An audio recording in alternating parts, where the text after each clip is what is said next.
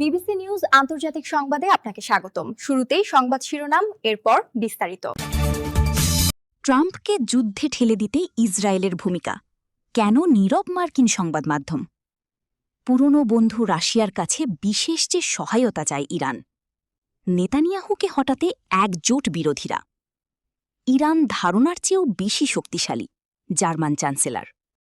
আপনি যদি মুসলিমদের পাশে থাকতে চান তাহলে ভিডিওতে লাইক করে চ্যানেলটি অবশ্যই সাবস্ক্রাইব করে দিবেন এবং কমেন্টে জানিয়ে দিবেন আপনার মূল্যবান মতামত।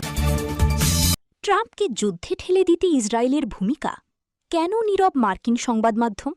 আমার সন্দেহ, ইসরায়েলের সমালোচনা এড়ানোর প্রধান কারণ হল তারা মনে করে এটি হবে ইহুদি বিদ্বেষ বা অ্যান্টিসেমিটিজম। কিন্তু এই ধারণা যেমন বিপজ্জনক তেমনি ভুল।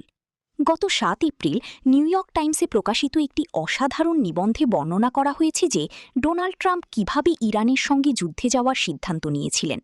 হোয়াইট হাউসের সিচুয়েশন রুম বিদেশি নেতাদের সঙ্গে সরাসরি বৈঠকের জন্য ব্যবহার করা অত্যন্ত অস্বাভাবিক।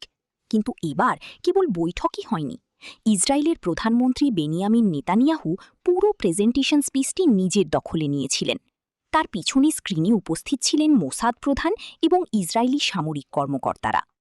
নিবন্ধে সেই দৃশ্যের বর্ণনা দিতে গিয়ে বলা হয়েছে, নেতানিয়াহুর পিছনে সারিবদ্ধভাবে দাঁড়িয়ে তারা এমন এক যুদ্ধকালীন নেতার ভাবমূর্তি তৈরি করেছিলেন যিনি তার পুরো টিম নিয়ে পরিবেষ্টিত।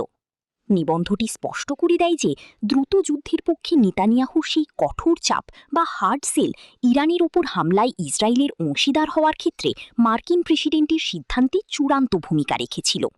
বর্তমান মূলধারার সংবাদ মাধ্যমে এই যুদ্ধ নিয়ে যে ধরনের খবর প্রকাশিত হচ্ছে তার তুলনায় এই নিবন্ধটি ব্যতিক্রম। সাধারণত ট্রাম্পের সিদ্ধান্তে ইসরায়েলের ভূমিকার কথা সংবাদ মাধ্যমগুলো এড়িয়ে যায়। যেমন, আমি শ্রদ্ধা করি এমন একজন সাংবাদিক রেচাল ম্যাডো।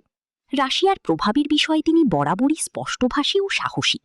কিন্তু গত ২৮ ফেব্রুয়ারি এমএসএনওতে ট্রাম্পের ইরান যুদ্ধে যাওয়ার কারণ অনুসন্ধানে ফলো দ্য মানি পর্বে তিনি অদ্ভুত নীরবতা পালন করেছেন। আপনি যদি মুসলিমদের পাশে থাকতে চান তাহলে ভিডিওতে লাইক করে চ্যানেলটি অবশ্যই সাবস্ক্রাইব করে দিবেন এবং কমেন্টে জানিয়ে দিবেন আপনার মূল্যবান মতামত। পুরনো বন্ধু রাশিয়ার কাছে বিশেষ যে সহায়তা চায় ইরান। তেহরান বিশ্ববিদ্যালয়ের সহযোগী অধ্যাপক ফুয়াদ ইজাদি জানিয়েছেন, বর্তমান যুদ্ধ পরিস্থিতিতে রাশিয়ার কাছ থেকে জোরালো সামরিক ও রাজনৈতিক সমর্থন আশা করছে ইরান। আল জাজিরাকে দেওয়া এক সাক্ষাৎকারে তিনি বলেন, ইরানের পররাষ্ট্রমন্ত্রী আব্বাস আরাকচির বর্তমান মস্কো সফরটি অত্যন্ত তাৎপর্যপূর্ণ।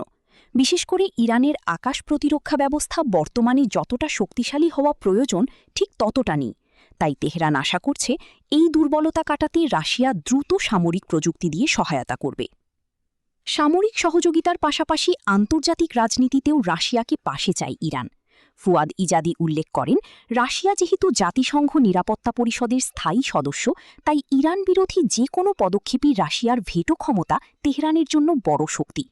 কয়েক সপ্তাহ আগে বাহরাইন ও যুক্তরাষ্ট্রের আনা একটি ইরান বিরোধী প্রস্তাবে রাশিয়া ভেটো দিয়েছিল।